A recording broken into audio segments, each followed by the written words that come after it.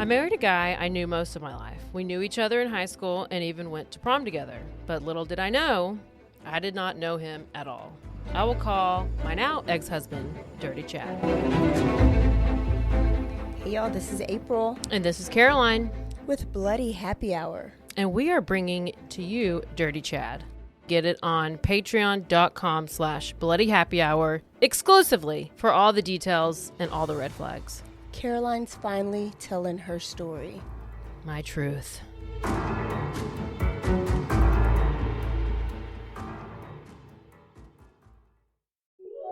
This is a Rogue Media Network podcast. This podcast contains adult themes, sexual content, and strong language. If you can't handle that, you should probably leave. Hi, and welcome to Bustles and Bangers with your hostess, Rachel and Christopher. I love it when you say my name.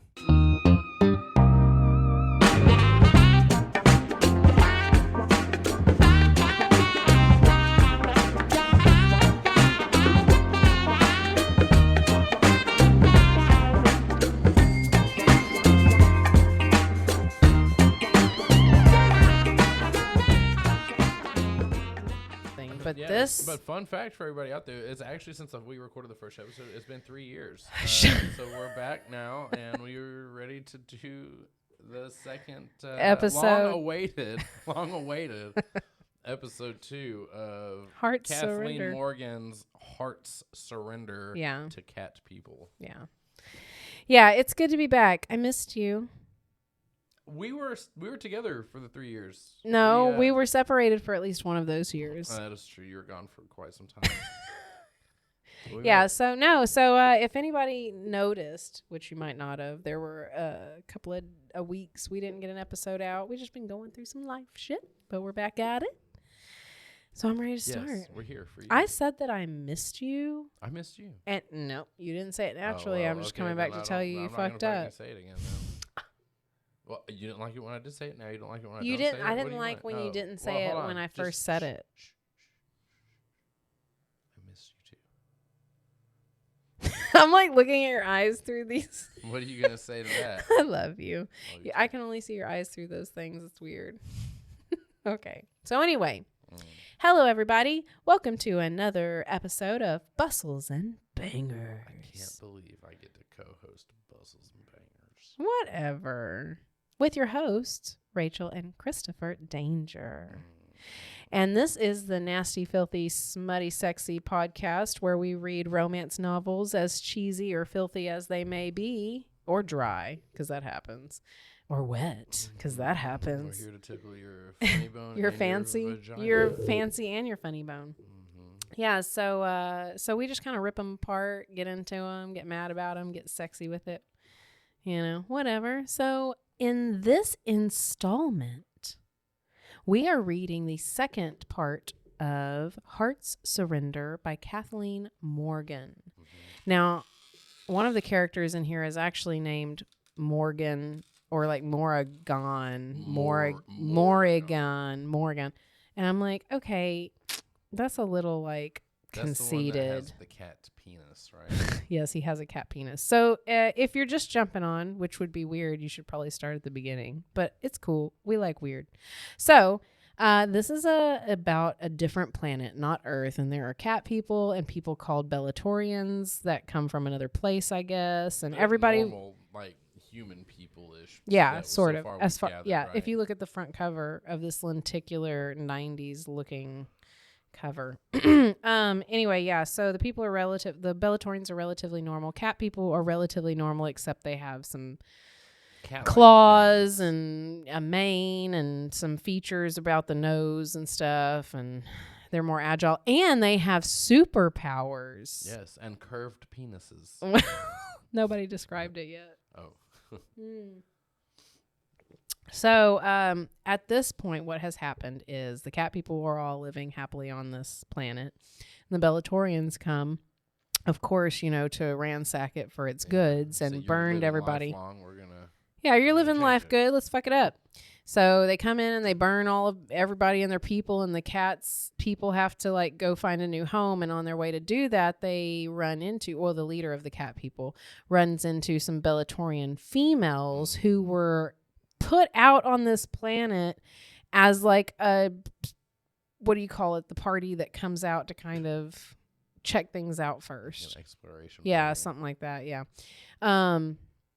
And surprise, like, I guess they were only able and fit and taught enough to fight another woman of their exact same caliber because they have no power over these cat people. You know, there was a stupid bunch of women to send out on a. Oh no, we're Oops. resisting. Don't put your cat penises in there. So, ow. They get captured, Of course. and basically the whole deal is he wants to integrate them into society forcefully, but also he wants them to come to terms with it where they enjoy it later. We want you to be here against your will. Happily. And be happy. Yeah, and then they're gonna breed with them and make cat people Bellatorians. And you know what I think is stupid in this whole thing? Why wouldn't it be Bellatorian cat people? Whatever, because the cat people won. They're over the Bellatorian women that are. Anyway, listen, the thing that is stupid is they keep talking about repopulating, but no one's ever talking about, I wonder if it would fix things if we had mixed babies, because then there's a unity. Okay. Nobody mentions that. Stupid. That would be a perfect reason to like. So they're like tomorrow people. Tomorrow people. Well, they were already tomorrow people. Now they're day after tomorrow people. All right. So we are on chapter 5, and I am drinking a slushy alcohol drink, and I don't know how How's I feel yours about taste? it. Do you want to switch and see how Maybe, it is? maybe. Anyway. I want to try yours. All right, do that switch. Let's swap. Brandar arrived 2 hours later, his pack laden with bandages, herbal poultices, additional healing powders, and a strong narcotic to ease Noreen's pain. Mm-hmm. Remember, they got into some sort of situation, and one of them's hurt, and they're laid up in a cave, and they're trying to get to their lair. Yeah. But it's difficult because there are Bellatorian, like, warrior scouts flying overhead. Yeah. So Bellatorians can fly? They're in like a spaceship or something. Oh. The narcotic was gratefully swallowed. The herbal poultices were soaked in water, warmed on the small campfire, and laid directly on the wounds to draw out infection and any foreign objects the earlier cleansing hadn't removed. The fresh bandages were applied. Rissa attempted a nourishing broth from some dried meat sticks, seasoning, and water heated over the campfire, but even the ever-considerate Noreen couldn't hide his distaste for the noxious brew. Morrigan, noting his friend's pained expression as he tried to force himself to drink it all down, grabbed the cup from him and tasted it himself.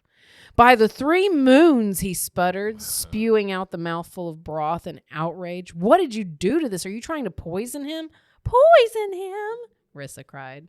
She shot Noreen an uncertain look. "Was it really that bad?" "I'm afraid so, Femina, but I'm sure you'll get better with practice." Okay, so...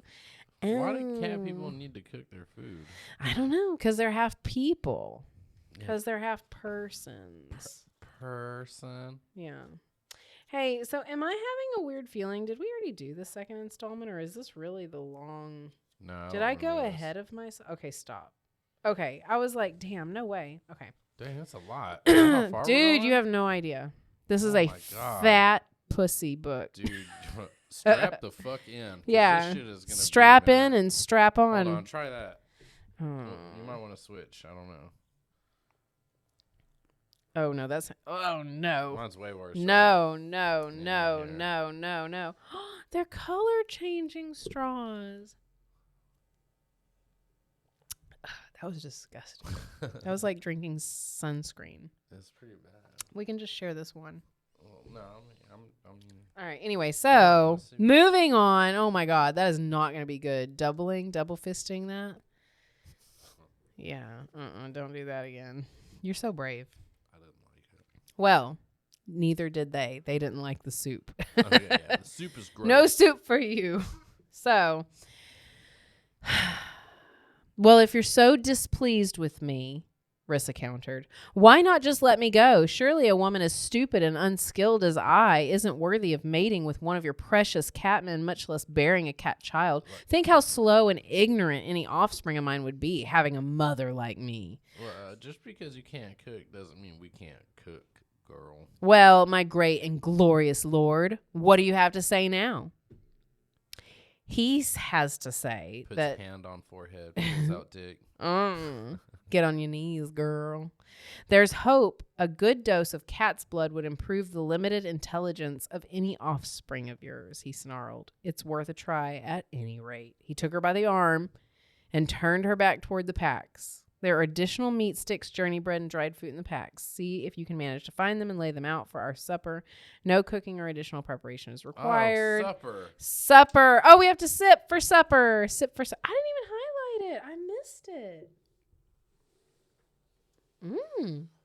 Good catch. I missed that one and I didn't do it.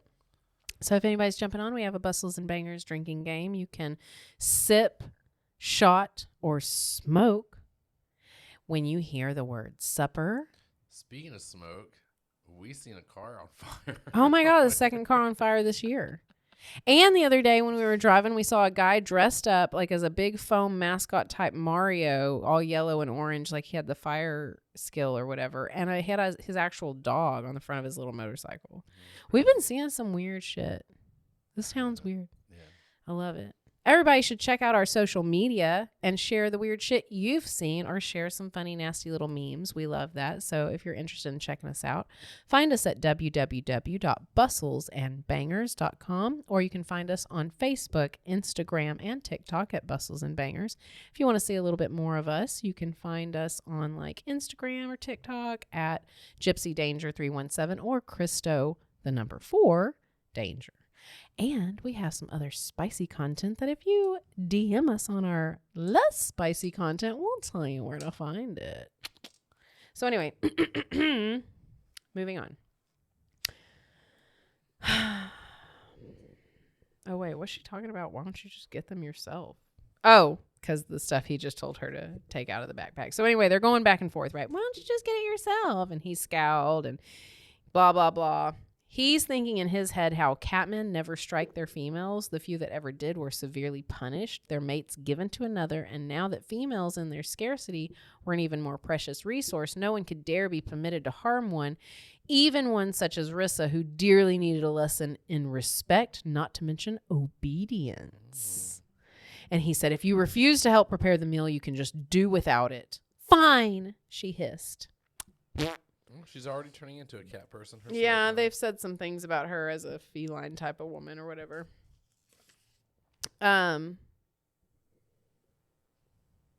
Who's he talking to? Brandar? Rissa's proud. You insulted her one too many times. When will you learn to go gently with her? She's a female after all. They respond best to honeyed words and compliments, not criticisms. I haven't the time for such things, Morrigan muttered. Still, you were in the wrong here. She was trying to help. The intent matters more than the results. Morrigan shoved a hand through his mane.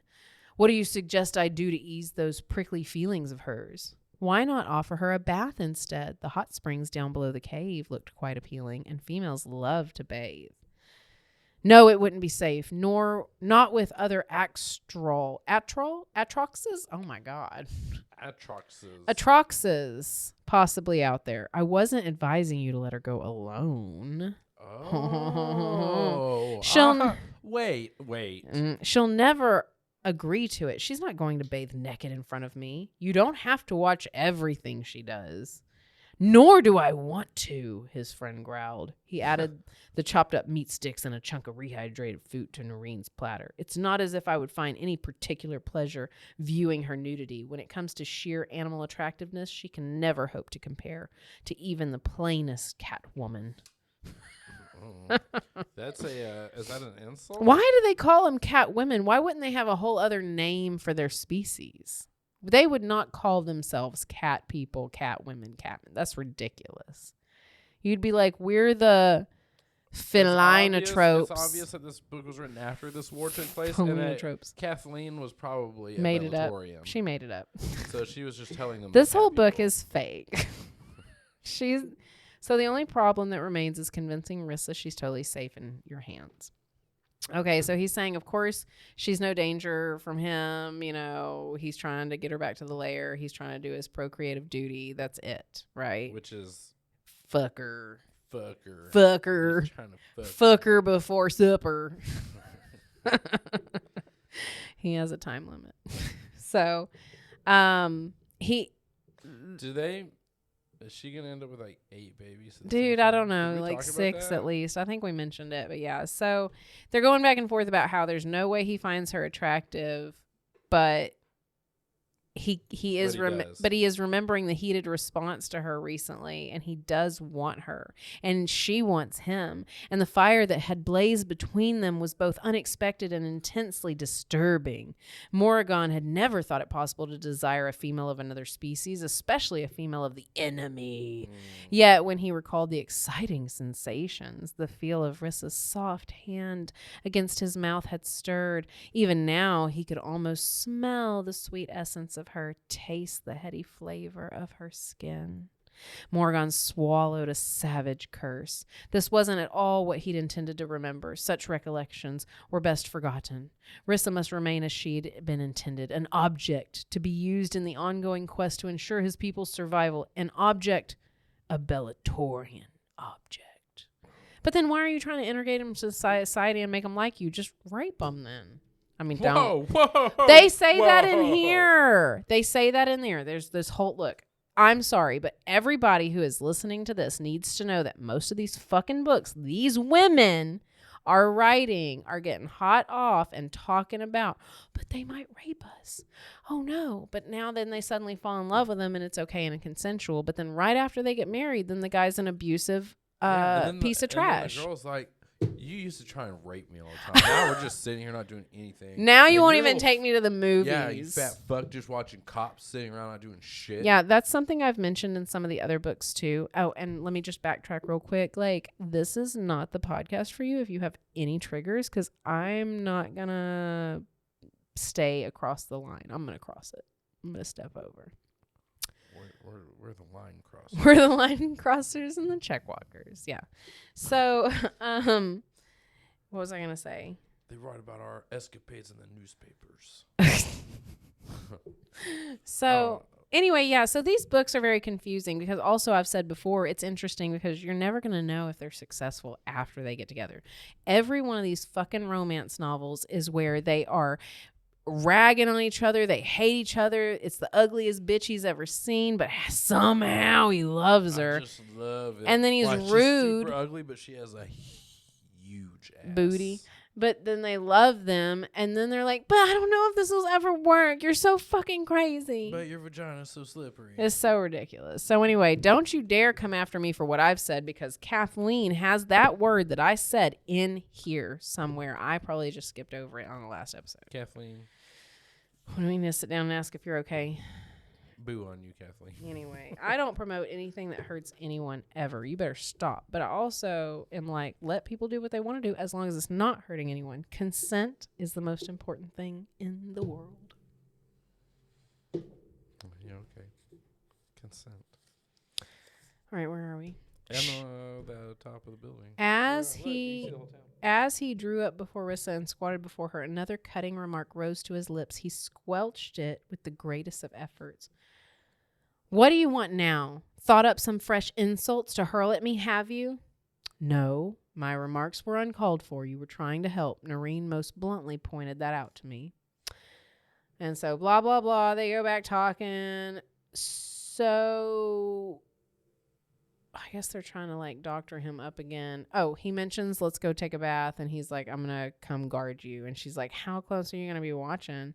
If you'd like, I'll turn my back while you disrobe and enter the water, as well as when you leave it. But the rest of the time, I'll have my eyes on you. And if you think to grab a stone while my back's turned and attack me with it, give up that idea right now. If you haven't figured it out by now, my hearing and reflexes are far too quick for you to get away with anything that aggressive.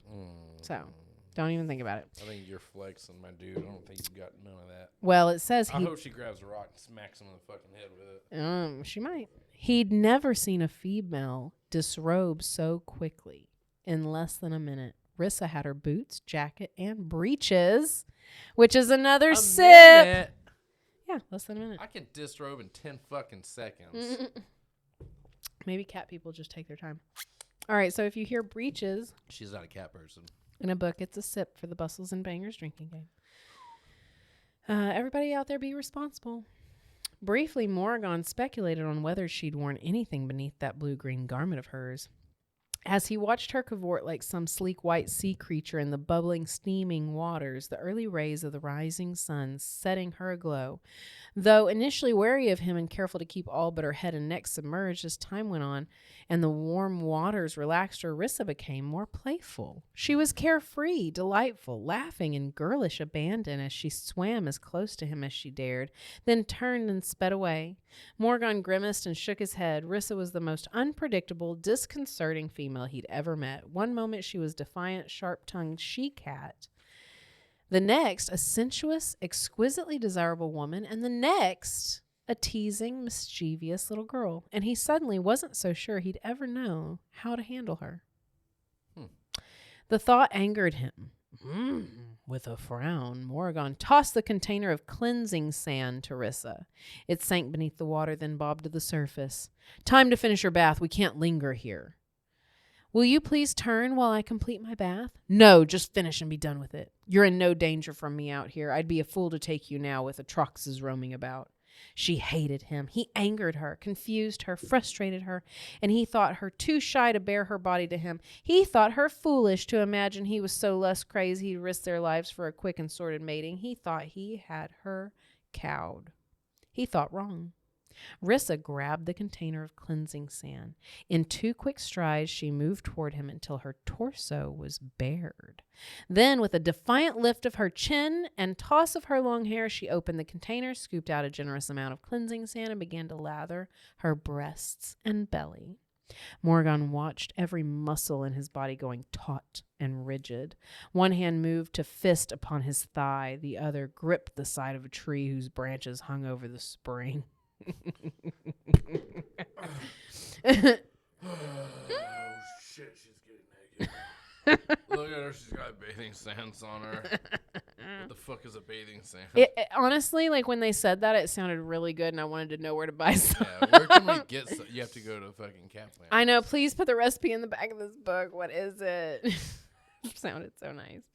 All right. And the longer he watched, the farther his claws unsheathed, digging into his hand and the bark of the tree.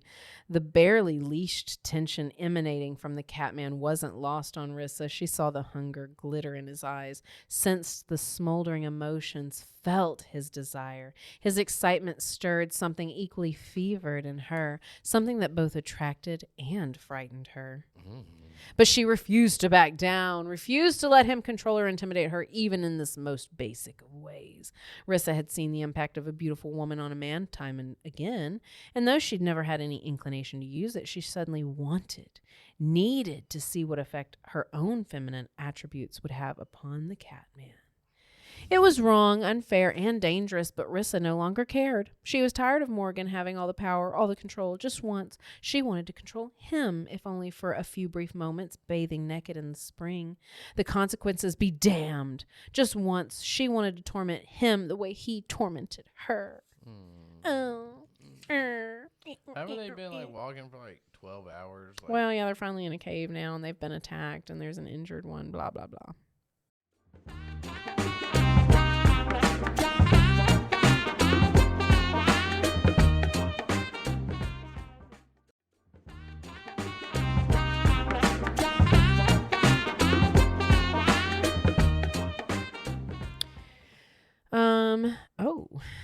Let me tell you about this.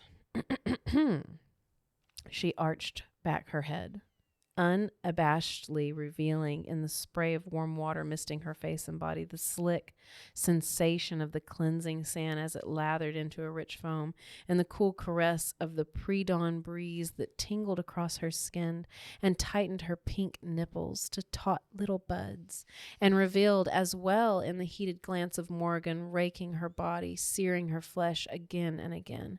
There was no mistaking the heated intent in his green gold eyes as his gaze dipped past her flat belly to the golden thatch of her woman's mound. We haven't heard anything like that in a long time. It is. It's our little like fat little muscle, little fatty thing. It's so sweet. Little mound. Yeah, but how dare her have a flat belly? She must be young. Whatever. Anyway, she proceeded to soap herself there and spread the foaming lather down her thighs and around to her buttocks.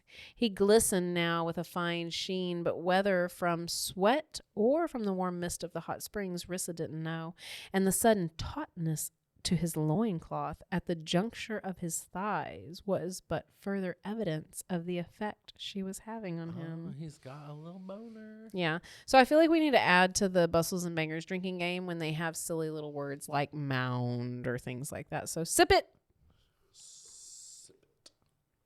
Sip it real good. All right. So where are we? It tastes like the movie theaters.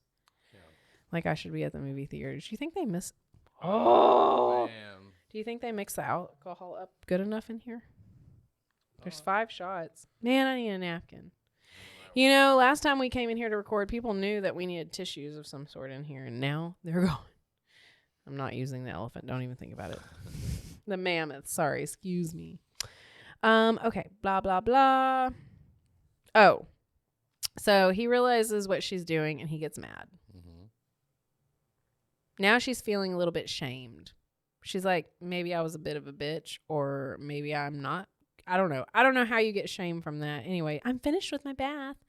If you please turn around, I'd like to get out and dress now. Did you hear what I said? Yes, I heard. Finished with your little game, are you? I don't know what you're talking about. Finished your little game, huh? Making me look at you in all sorts of ways. I only wish to bathe. You and I both know what you intended to do, and you succeeded, didn't you? You're quite an accomplished seductress, aren't you? I thought your youth precluded any prior experience, but I find I was wrong. You've lain with other males, haven't you? He cocked a dark brow, his mouth twisting in disgust. Perhaps that was why you and the other females were so intent on reaching Promisides. I don't know what it is. There were plenty of imperials to be made in that male-dominated Bellatorian fortress, weren't there? Plenty of money from female-starved men.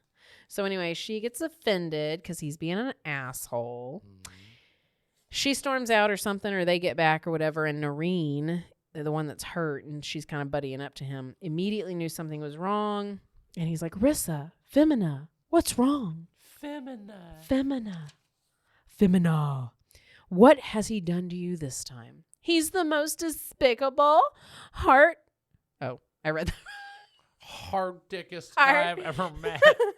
He's the most despicable, hard-hearted man I've ever had the misfortune to know. She really wanted to say hard a lot. She swiped the moisture from her face, her recollection of their battle at the spring, sending a fresh surge of anger to dry up her tears.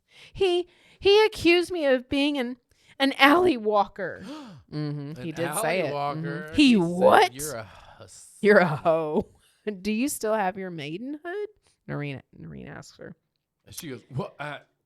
No, well, I mean, no, but. Not that it's any of your business, but yes, I do. What does that have to do with this? He said, then you didn't drive Morgan past the limits of his control. He'd have had you on the ground and been rutting between your legs if you'd truly driven him over the edge. See? I think you just angered him to the point at which he had to strike back at you, and since he couldn't rape or beat you, words were all he had left. Look, the words are supposed to come first. If you can't rape them or beat them, you eat them. Oh my God. This is insane. Yeah, I really feel like kinda people crazy. don't think before they write this stuff. And I don't think once they write it, they go back and rethink it. And I don't think that they get a group of other She's people. never thought of this ever again. She wrote it. She wrote this while she was shitting, and that was it. No, she was laid up with an injury talking to her fucking cat when she wrote Oh, this. wow. I love you, Mr. I love you. Well, his name was Morgan. Morgan. Her name's Kathleen Morgan, and she named her cat Morgan. Morgan. Yeah, the female cat's probably Katie, Kathy. My cat kept calling me Femina. She's losing her mind. Like the Misery movie, like just fucking crazy trapped in the house. All right. So, he said, haven't you figured it all out yet? Have we laid one hand on you since you've been captured? Save for this, they keep saying save, and I hate it. Save for the sometimes necessary expediency of binding and gagging you. Oh. Well, I mean, sometimes it slaps and chokes me, too. We're not slavering savages out raping and pillaging at every opportunity. We're but simple beings. albeit a We bit only rape and different. pillage on Thursdays. Hey, it's That's only when the boys are in town. when the boys come rolling through. It's the women out there doing that shit. Anyway, so skip a few pages. There's some drama. She shook her head. No, I won't do it, Noreen. I'm sorry he's lost so much, and I'm sorry such a tragedy has befallen your people, but I can't and won't get involved with Morgan. I am sorry, but I just won't. Chapter 6. Morgan returned 10 hours later. Sweating, his arm hurt. Having sent Brandar in to rest while he stood guard at the mouth of the cave. Throughout the day, the weather had gradually changed, the wind commencing to blow. Brandar, you're going to stand watch while I go see this cave's mouth. Don't let anybody come up here. Goes back 10 hours later. Well, so anyway, it's getting cold now. Yeah, all right. yeah. And Rissa's up there asking for fire. He says no because the Atroxes will see it. And she's like, you're ridiculous. And he's like, you need to just go do something else to get warm. I think that I see where this is going. Well, he says there's extra clothes. Oh. And they're going to try to warm up Noreen as well. Well, we have another sip opportunity. You ready to know why?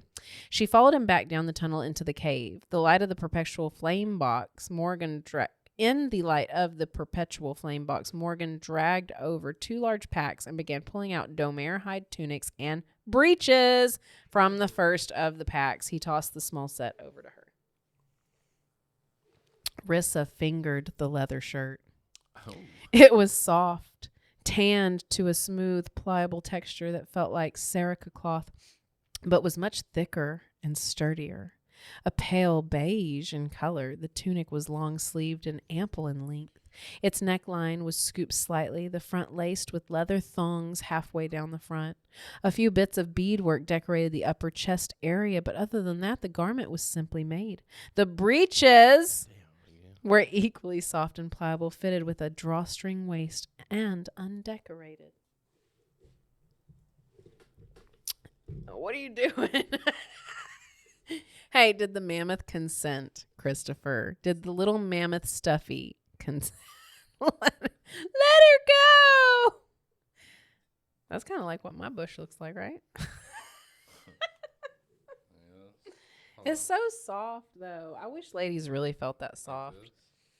I wish our pubic hair was really this soft. You know how fucking nice that would be? Is there a perm out there for pubes that can make it extra soft like that? You just have to use the conditioner. It doesn't work. All right. For whatever my breed is, doesn't fucking work. I'm meant to be in this cave with the cat people. All right. So, still playing that game, are you? I'd have thought after the spring you'd have lost all your modesty around me. I doubt you believe this, but I've never done that kind of thing before. I've never even bared my body to a man's view, much less flaunted it like I did at the spring. And I'm not, nor ever have been, an alley walker. You better not call me an alley walker. My body seemed the only weapon I had left. Weapons can be turned against you, Femina. Don't ever forget that. And you'd be wise to cease your fight against me. I am the one in control here and intend to remain that way, but I'm not a cruel person. If you'll permit me the chance, just don't ever flaunt yourself before me like that again. Understood? Understood. Bra, you okay? That's what I send to my boss when I'm pissed, or like when I send to people who are annoying me. Understood. All right. Oh, there's another drink. Oh!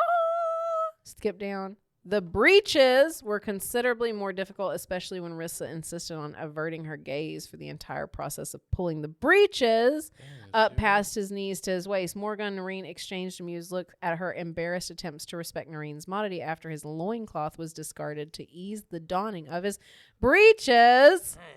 All right, so this is like a whole shot we got to take for breeches to be 3 times in one fucking paragraph. This woman is like just getting off and she's like, oh my God, breeches, breeches. Fuck me. Show me your breeches. Fuck me, my breeches.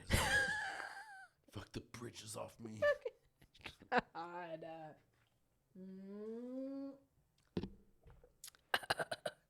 I don't know how I feel about this. Take off my breeches. Oh, what do your breeches feel like when they're on the ground? It makes me think of like really baggy pajama pants. Like the men from the 1800s, like their underwear, like their flowy white pants, something like that. I don't know. Rather, that's not a word. Whether Rissa realized it yet, she would be his and his alone. He watched her surreptitious.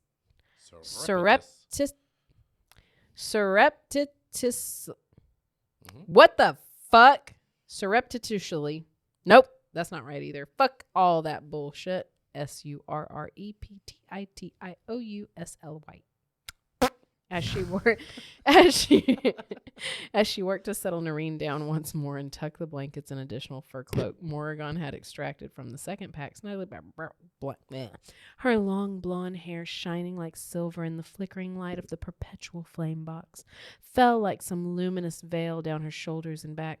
Her slender body, outlined by the smooth sheen of the domer hide clothing, was supple and pleasingly rounded, and her delicately shaped face, high cheekbones, and full pink lips glowed with a soft radiance. She was no Catwoman. What? She was too softly formed, her eyes too round, her face too oval, and her looks and body more gently sculpted than the lithe, exotic feline sensuality of their own kind. Yet, inexplicably, Morgan found her appealing. Oh. He found her appealing.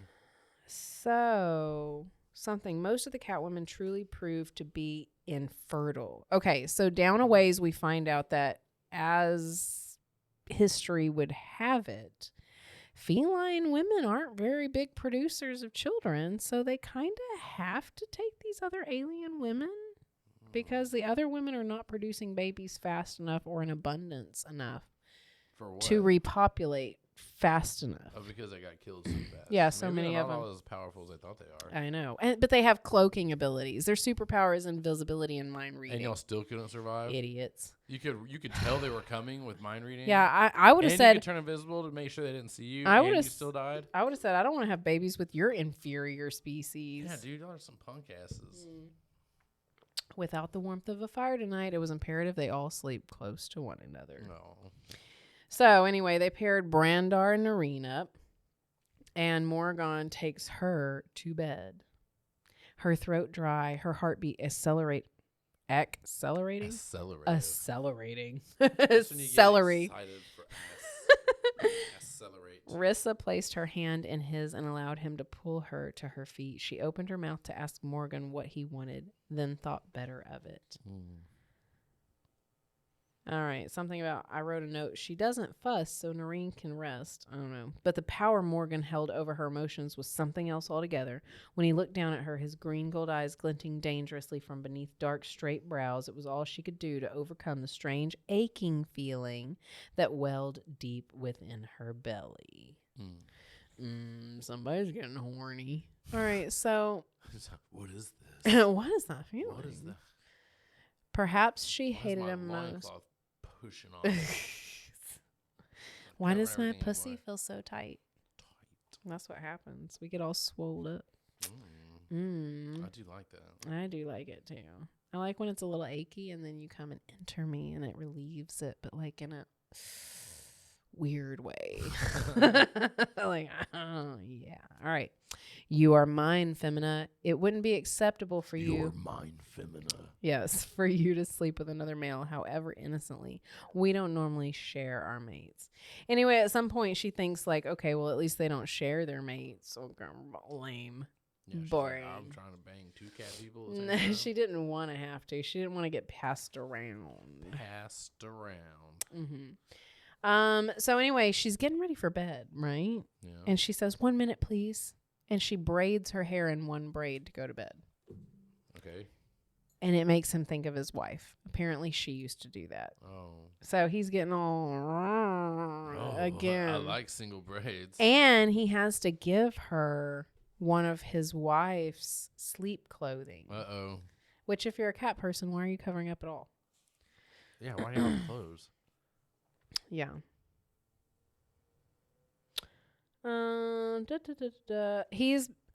He gets in close to her so they can get warm, and she's all kind of freaking out, but he's like, don't worry, I just want to sleep. And he's making biscuits on the I wish we could. Lays down. He lay there beside her, so close she could feel each breath he took, his hard chest rhythmically rising and falling against her, his muscular thighs pressed along the backs of her legs, his groin cupped the rounded fullness of her buttocks. It was too much, too intimate for a maiden unversed in the ways of men. You mean it was too exciting? Too is what you exciting. meant. Cat dick grinding on your butt. Yeah. She finally goes to sleep. She's comfortable enough. The purring will really put you to sleep, I bet, especially in a cat person. Because did you know cats purring actually have a healing effect? Like if a cat lays on your belly and purrs and you had a tummy ache, it's going to make it feel better. So like he's like a whole health heating pad. You know? Like a home health cat. That's pretty good. I like it. All right. Oh, his heart beat faster. The blood surged through his body, hot and life-sustaining, pooling in his loins. Uh-oh. His sex swelled, thickened. Morgan bit back an anguished groan. He didn't need this, actually despised his response. It was torment of the cruelest kind, yet still the blood coursed down to fill his manhood until he throbbed with each beat of his heart. Could she feel him press so tightly as he was to her backside? Let her sleep, he prayed. He couldn't deal with her outrage now. Not now, not on top of the crazed whirl of emotions and needs already pounding through him. It's going to poke all the way through those loincloths. Oh, shit, she's going to be so mad. So they snuggle in, and they both get to sleep. And Brandar and Noreen are talking, and one of them says, "It was past time Morgan stake his claim to her. She's a fiery one. There'd have been problems in the lair if he'd brought her back untamed." Oh, and then Noreen snaps back. "And you think her tamed, do you? On the contrary, Rissa is far from submitting her will to Morgan, but Morgan knows that. He's no fool. No, the only fool in this whole game of hearts is me." This is Noreen talking. He thought bitterly, his fever burning within him like tongues of fire. Okay, so he's just thinking this.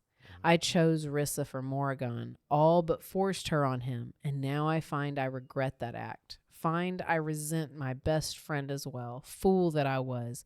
I gave him the female I now realize I desire more than life itself. Yeah, all right, Noreen.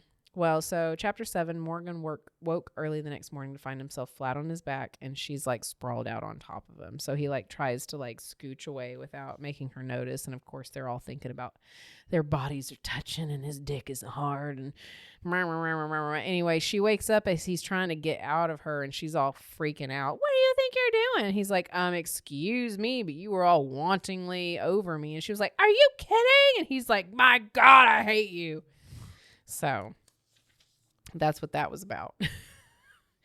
Let's see. Oh, but anyway, he kind of, I guess, like, I don't know, storms off or goes out to watch the cave, because I think that they're waiting on people to show up, like some other people from the cat people.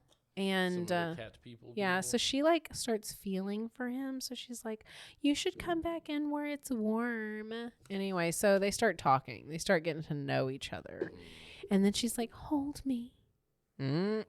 It snowed heavily throughout the rest of the day. So for the next 2 days, Rissa and the 3 catmen remained within the cave. By noon of the 3rd day, the weather broke. I guess he decides to go out and see if there's any atroxes. And they're like, "No, you can't do that." And he's like, "I gots to." I gots to. Let's see, where do we go? Noreen, what's wrong? "Nothing. My wounds momentarily pain me." I guess he and her are talking now that they've got some time alone. And I think that she actually starts to worry about him. And then she's about Morgan. And then she even starts to worry about Noreen, because like if he can't get healthy and they need to go, like I guess she feels like something that Morgan said is like that they'd kill him. You know, like if you're going to slow us down, then we'd rather just get rid of you. Will you find my lip gloss in there? Thank you. She says, I begin to think there isn't any answer that's fair to all. Someone I fear will suffer no matter what the cat people do. He said, I'm afraid so, Femina, and though I greatly regret it, I fear you'll be one of those too. A low whistle cut him short. Noreen shoved himself to his elbows, his glance swinging to the tunnel that led to the outside. Rissa recognized the look and froze. What's happening, Noreen? Brandar just signaled me someone's coming. Well, could it be Morgan? No, it's a group of 5 or 6. He placed a finger against her lips. Quiet now. Atroxes have hearing nearly as acute as catmen. As much as Rissa hated being the captive of the catmen, falling into the Atroxes' hand would be even worse. They were notoriously brutal to their captives, even if a ransom was involved, and the ones they chose to kill supposedly suffered horribly before they were finally permitted to die. So, she knows she's got it better than it could be, I guess. But who do you think it's going to be coming up? Who do you think it is? I don't know. Man, it can only be the cat people, the Bellatorians, or the Atroxes. It's the Bellatorians. Or Morgan. Who? It's the Bellatorians. Okay. Time dragged on. The minutes eased into a quarter hour and then a half. Yet, try as she might, Rissa couldn't hear or see anything out of the ordinary. Nothing moved out there, not a bird in the sky, a stray breeze, or an unsuspecting animal. The tension built, twisting her tautly strung nerves until she thought her sanity would shred. Fear for all of them vibrated through her, yet surprisingly enough, her fear for Morgan was greatest. If he suspected they were in danger, he'd step between the threat and them, sacrificing himself. Rissa knew that with a certainty deep and sure. Shame, then self-disgust filled her. Was she so desperate for love since her mother's death? Which is another reason to take a shot. Bustles and Maker's drinking game likes to take a shot every time they mention a parent being dead. Because they love that shit in these books. She's... so they can get it on without any kind of... yeah, like, my parents aren't around, it's judgments. okay. Yeah. But anyway, she keeps going on in her head. Someone's coming, Brandar hissed. So they all duck down. Lisanne, Brandar breathed in relief. He sprang up, grabbed the extra blasters, and ran out of the cave. It's Lisanne and the others, isn't it? Yes, they brought poles to make a litter for you, and hopefully some additional food if the size of the packs they carry is any indication. Yo, I got a pole right here that'll make a litter for you too, son. Nice. Anyway, so it's their people. So everybody's coming in. All these people are coming in, and Rissa turns around and is met face to face with an unfamiliar catman. And he's tall and he's massively built. His hair reddish brown and his eyes black. He appeared to be very hirsute of face and body, what little she could see of it beneath his own leather garments. His mouth was thin and twisted into what seemed a permanent sneer. Rissa didn't like him. I don't like him. One of the Bellatorian females, I presume. A pretty morsel for an alien. She's also Morgan's Craddock, Noreen growled. So this guy's name is...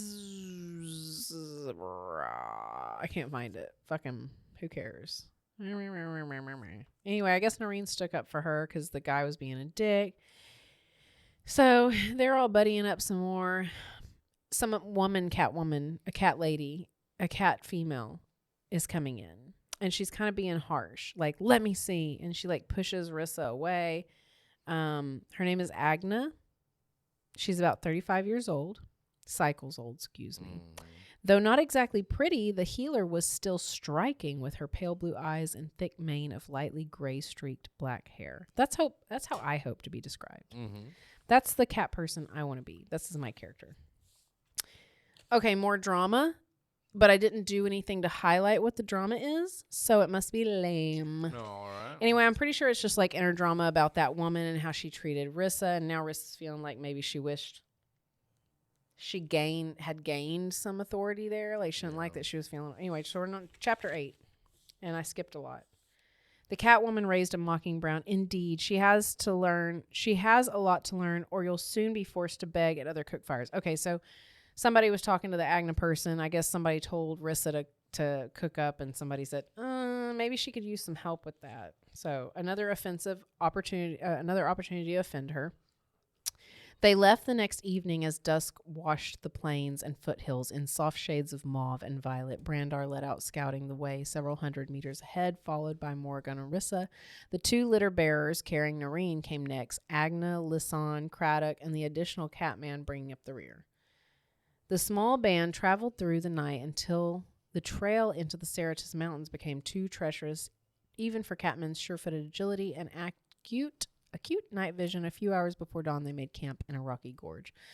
All right, so Rissa's exhausted. She goes to sleep. But all of a sudden, in the middle of the night, this is what the Bellatorian people flying overhead are flying. They're called skim crafts. Skim crafts. All right. Hush, Femina. Skim crafts ahead. Hush, Femina. Are they like made out of like skin looking stuff? I don't know. It was super weird. This whole book is corny. Yeah. So she starts thinking of, is this her moment to escape? Yeah. Oh, it's time to leave. Is this her moment to escape? But then she starts thinking. Well, how am I going to get that cat dick from out here? She starts thinking that if she tries to escape now, there would surely be a fight, and the catmen and cat people are outnumbered because the people flying overhead would be like better equipped and stuff like that. And she doesn't want anyone to get hurt. So she is starting to kind of develop some feelings there. So she decides not to escape. Isn't that crazy? Why? Yeah. All right. That is crazy. So she's changed her mind. Yeah, she changed her mind when she saw that cat being a boner behind that loincloth. Mm-hmm. Like, She said, I was awake last night and I felt it. I felt that. Mm-hmm. Okay, so anyway, later on, I think that Morgan actually thanks her for not leaving. And she's like, what are you talking about? He's like, I know you were going to leave. Because he can read her mind.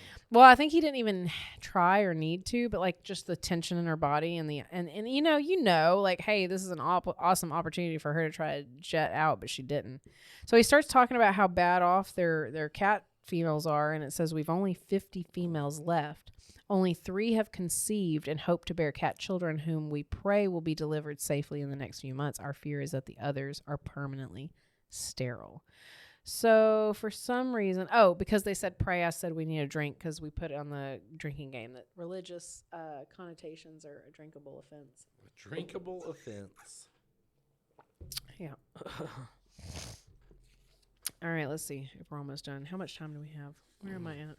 I don't know. The cat lord watched her go, his smile slowly fading. Gods, what a she-cat he'd taken for his mate. She would indeed fight him every step of the way, yet the prize, Morgan now realized, might be well worth the effort. Well worth it indeed. So it's because she was like, all right, I'm with you. When the sun set through the mountains once more into the deepening shadows, they set out again. This time, however, Rissa's hands were loosely bound before her and her eyes were covered. They were within 2 days' journey of the secret lair, Morgan explained. For the lair's protection, she, as had all the other captured women, had to be prevented from discovering the route. Though escape was all but impossible, the catmen intended to take no chances. So she can't see, this whole time she can't see where they're going. So even if she tried to escape, she didn't even know where to go. By midnight of the second day, they neared the lair. She sensed it by the sudden downward angle of their descent and the whispered, excited comments that grew louder with each passing moment. The soft cries and sound of running feet came from below. Anxious anticipation shivered through Arissa, shifted restlessly in Morgan's arms. Please, let me down. Let me enter your lair with some bit of dignity. I am, after all, supposed to be your mate. So he kind of gets a glimmer in his eyes, and he's like, telling her, follow my lead when we get in there because it's going to be kind of crazy, and I still haven't technically, marked you yet. I love it when you mark me. And so, let's see. And he's like, because if they can smell on you that you're not mated yet, then they might want to mate with you instead. She starts kind of freaking out, and she's like, you never explained that to me before. And she's like, do you know how much I hate you? Do you know how angry you make me? And your customs, gods, they grow more horrible, more disgusting with each passing day. She knows she loves it. Chapter 9, it was like something out of a dream or drug-induced fantasy. There were eerie shadows and shapes of the jagged volcanic rocks jutting out at grotesque angles.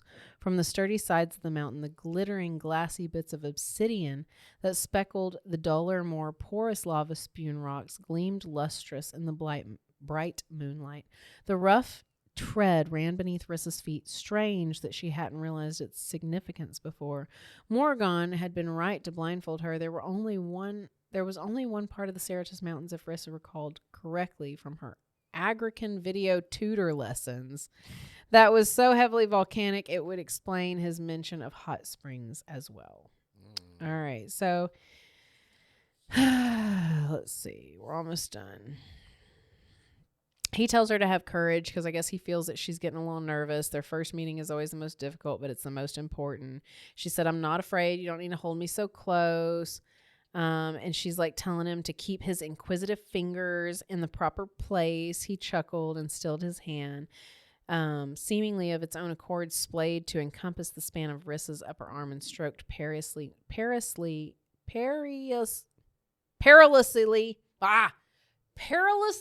there you go, near the full swell of her breast. Oh. My pardon, I presume, to liberties you've yet to grant me. Liberties I'll never grant. All right, so anyway, an old cat guy is the first to greet them, and they start talking, and they're kind of talking as if she's not even there. And so she's like, perhaps you'd like to examine my teeth as well. Rumor has it females' childbearing streak can be determined by the conditions of her teeth. Oh, wait, maybe he said that. I don't know. Anyway, so she's going back and forth rudely with their higher ups now. So she is there at their lair. Will you turn the light on now? Yeah. It's too dark. It got too dark. I can't read or see. Anyway, the guy, the main guy asks, if there's anything she needs. They were like, okay, perhaps we shouldn't talk about her like she's an object.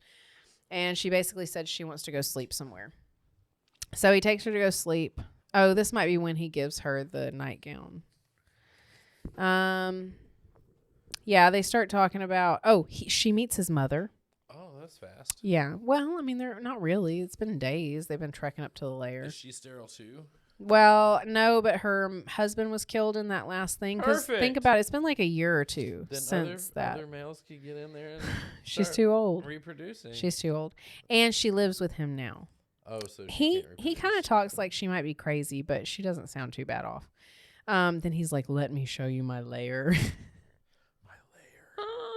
Okay, so you want to, before we end this, do you want to know what his lair looks like?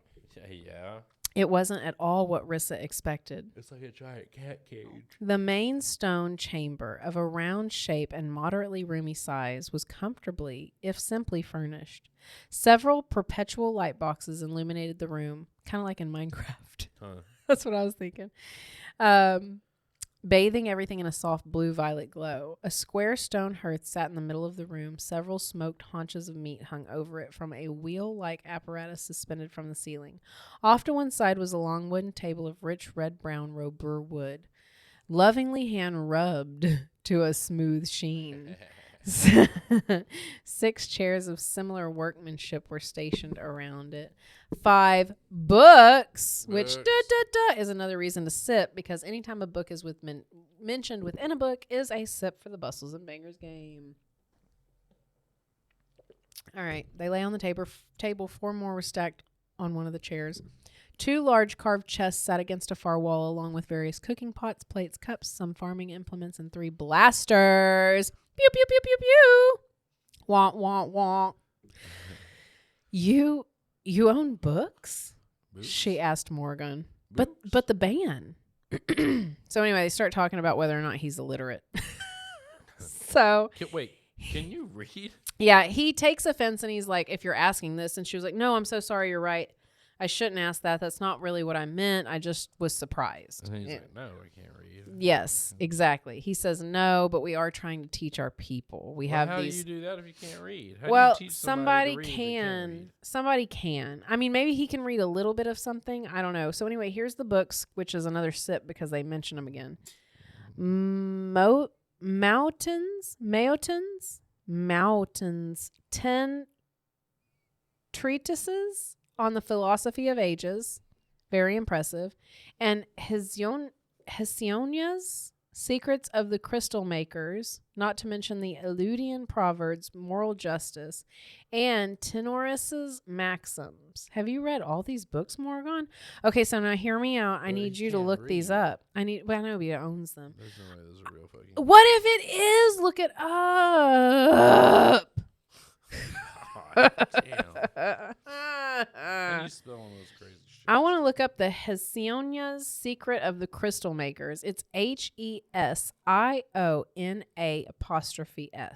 Secrets of the Crystal Makers. I figured you'd want to look up the one that's Treatises of the Philosophy. Of the Secrets of the Crystal Makers? Yeah. Is it real? No, it's not real. Shut up. You haven't even looked yet. All right. Well, I'll read the rest of it. He shot her a hooded glance. No, it's not. Damn it, bitch. My phone was like, what the fuck are you trying to say? Kathleen Morgan, you're fucking us over. That would have been really cool. Anyway, we eschewed the higher technologies of the rest of the Imperium, as did most of Agrica, choosing instead to keep to the simple ways of our ancestors. Life was good. Agrica.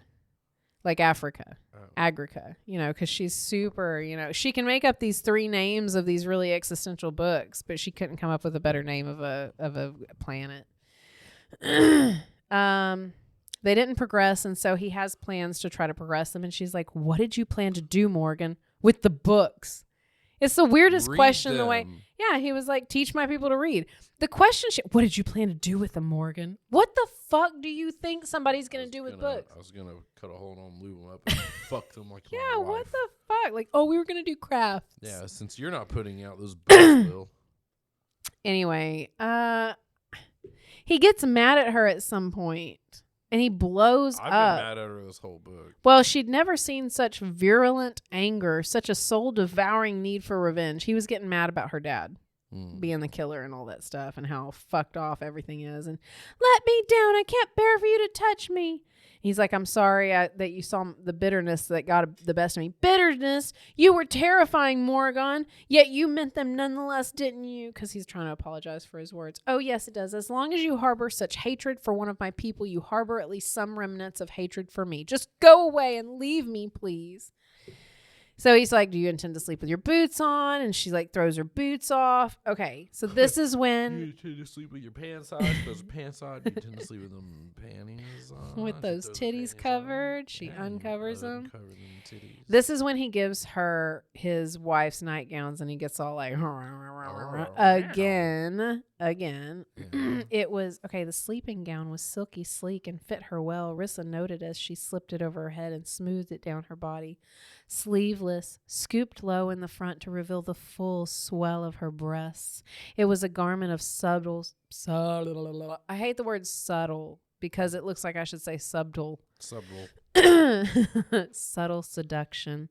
An image of Morgan naked and powerful, passionately clasping a woman's Is that what was printed on this nightgown? It's a picture of him naked. No. It flashed through her mind. She blushed and shoved the disturbing image away. Morgan, she whispered. When she saw him, not wishing to disturb his mother, he wheeled about. His mom's there? She lives at his house. He wheeled about, flung his long brown mane back, and walked over to her. Rissa handed him her clothes. For a long, heated moment, his gaze captured hers before dipping down the length of her body, then back up to linger on her breasts. You flatter the gown, as did my Winna, he observed quietly. I wish I could take you to bed and hold you in my arms and mate with you. Rissa's heart began a thunderous pounding. But you can't. You have people waiting. No, I can't, Morgan agreed, the sudden huskiness of his voice, the only hint of the wild emotions roiling within him. But soon, Rissa, very soon, I promise you. And that, he added, a resolute look in his eyes, is one promise I fully intend to keep. Oh. Bam. Damn. Done, son. Wow. That is the end of the second installment. These books are fucking fat. I'm sorry it took so long. I hope you can all handle that. Get it? Sorry it was so long. I hope you can handle it. Yeah. Damn, dude, you are fucking yawning on this podcast. I cannot believe you. It's all dark in here earlier. I know. It was like a little cozy cave. I know. I don't know what we're going to do. You want me to slap you? You want me to smack you one good one?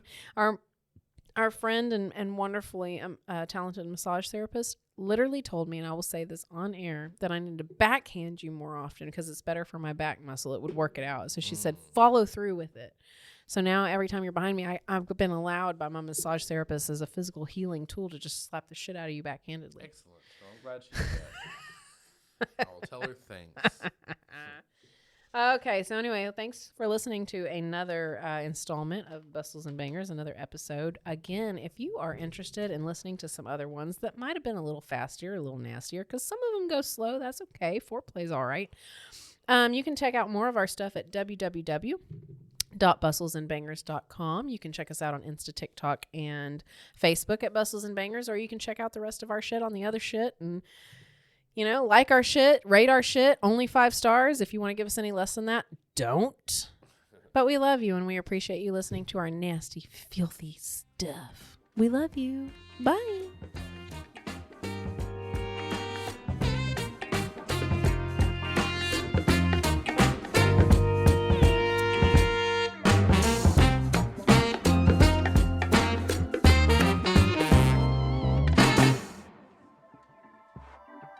This has been a Rogue Media Network production.